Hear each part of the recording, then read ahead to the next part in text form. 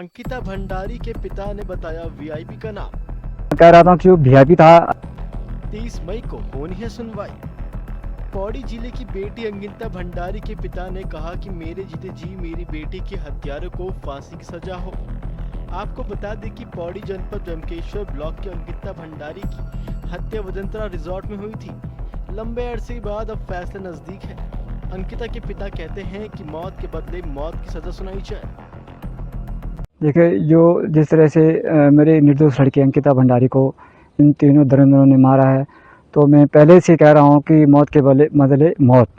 तो परसों 30 मई को अंतिम फैसला होने वाला है और हम चाहते हैं कि हमारे जीते जी हमारे सामने इन तीनों को फांसी की सज़ा हो। उत्तराखंड की जनता से मैं यही चाहता हूँ कि जैसे मेरी निर्दोष लड़की को इन्होंने मारा है, तो मैं जब तक इन तीनों को फांसी की सज़ा नहीं होगी तब तक उत्तराखंड में ऐसे ही धरने और प्रदर्शन किए जाएंगे, रोडों पे उतरना पड़ेगा, तब जाके इनको तीनों को फांसी की सज़ा हो जाए।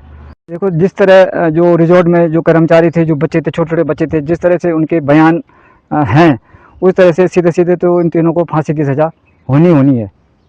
बार बार कह रहा था कि वो वीआईपी था, अजय कुमार था, उसका नाम दबाया गया, छुपाया गया, जानबूझ के छुपाया गया और यमकेश्वर विधायक यमकेश्वर वो रेणु बिष्ट द्वारा उस रोड को तोड़ा गया, बूथ न मिल पाए।